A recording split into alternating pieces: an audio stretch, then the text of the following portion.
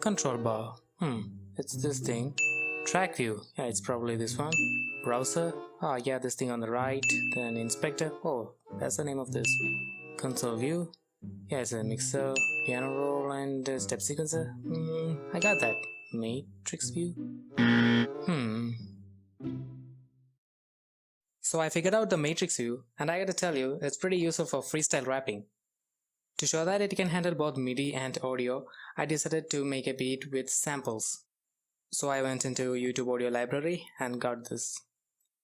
And here's a sample loaded up in Cakewalk.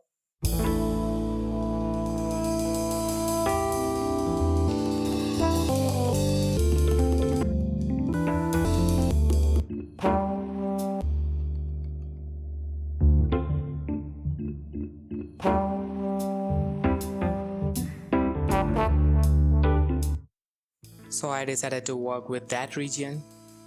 I set the project tempo to 90 ppm and worked with the audio sample to match that tempo.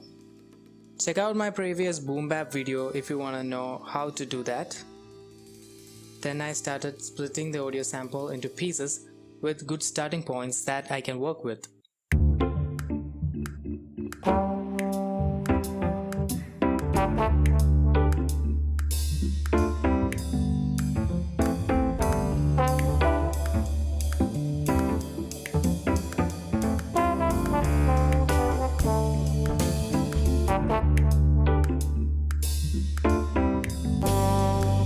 Okay, we are ready to place these audio pieces into the matrix view, but before that we have to bounce these clips, each of them separately. Bouncing while all these audio clips are selected together will glue them. We don't want that, we want all these clips to be separate pieces. Let's bring up the matrix view.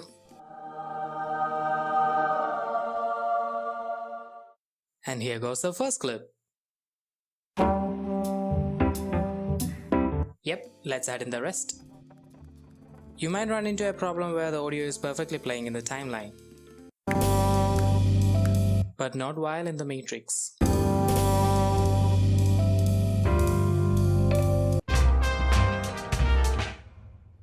Not quite my tempo. Open this matrix setting here, uncheck this option, and then drag it back again.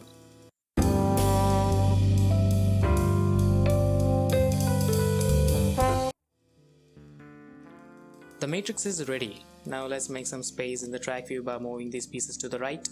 We can freestyle by using our mouse to click around those cells, but it's not fun. I tried using my MIDI keyboard to trigger these cells, but it pretty much left me unsatisfied. Then I saw a video by Creative Source on how to control any digital audio workstation with an Android mobile application called TouchDo. You might want to check that video if you want to set it up. Alright, this is the home screen of TouchDo. To open the pads, we have to touch the bottom right corner. Select this XY pads. Then we head back to Cakewalk, right click on a MIDI cell, enable MIDI learn, and then we touch a pad in the XY pads. And when we touch again, like that, we got a learn for every cell. These are the global settings for all the cells in the matrix view. As you can tell from the symbol, the first one is repeat. The second option decides whether a cell should play the entire length of the audio or MIDI in it, or only for the time it's being pressed. The third option decides whether a cell should start again when it's completed or it should stop on pressing it again while it's active.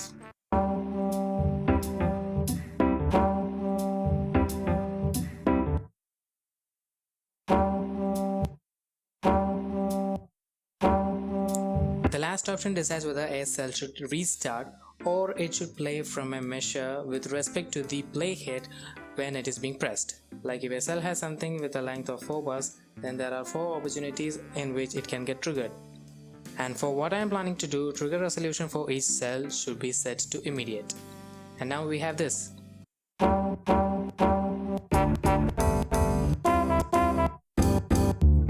After playing around for a while, I came up with a pattern which needs to be recorded. And to record, we had to enable this option right here.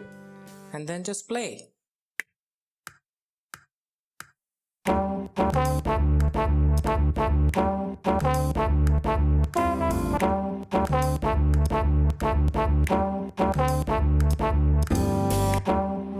Oh yes, we got it. Now let's fill up the empty spaces. We can lengthen all the selected clips by holding the shift key while dragging one of the clips. Now onto a little bit of effects and EQing.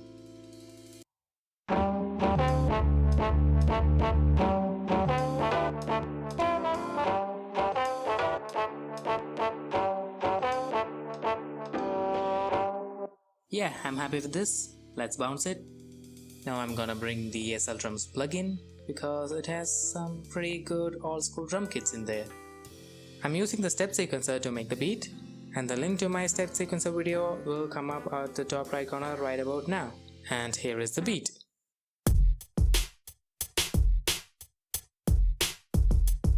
You see these knobs in here? We can tweak these to make it feel more human. I'm gonna increase the swing to introduce some timing errors. And in the case of snare, I'm gonna time shift it a little earlier to bring in that bouncy feel.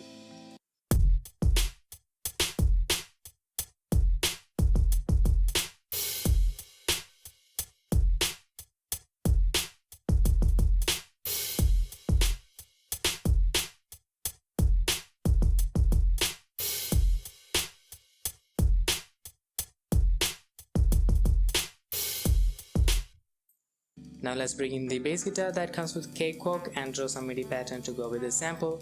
It's almost ready.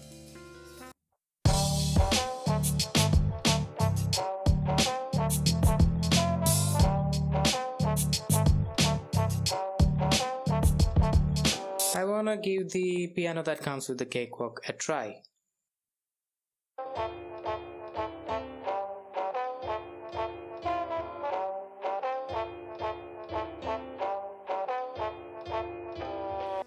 It's time to do the final mixing because we are almost there.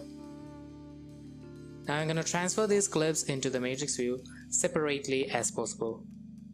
Starting off with the step sequencer clip, I'm gonna copy this, split them, unlink each of those clips, and then make sure the different patterns go in different clips. Like the kick and snare go in one clip while the hats go in another. Oh, I forgot to add something. Here it is.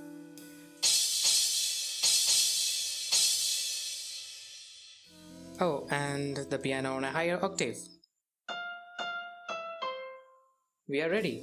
Now let's bring up the matrix view and remove everything including the MIDI connections, and then bring in all those new clips in here. We gotta establish the MIDI connections again. You see this cell here? We don't want that to repeat. This one in here can be used to trigger all the cells in this particular column. As a tip, you can use this feature to manage various sections of the beat.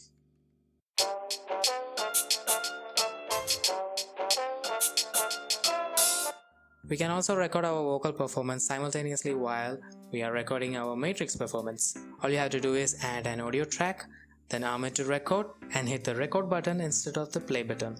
So you would have an advantage of changing the beat on the go to match your verse. And finally, we have to enable this to sync the matrix play with the play button of the track view. I have selected the first cell. We can start by hitting the play.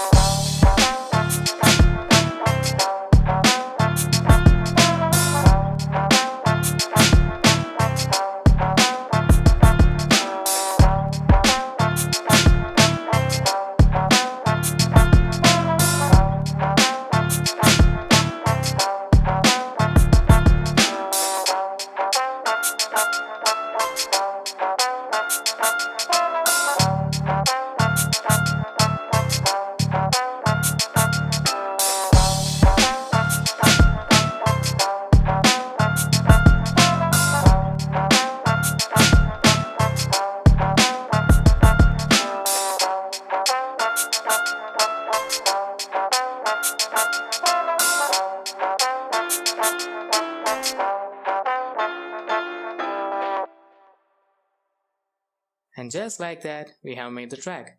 Now we can go into the track view and edit it like any other track. These are different takes from different cells that were taken from a single track. So they get recorded into the same track but on different take lanes. If you haven't seen this interface before, you can check it out by hitting this. And that's it. If you found this video to be useful by even the tiniest bit, do let me know by liking the video. And subscribe for more content like this. Good luck with your music production. I'll see you around.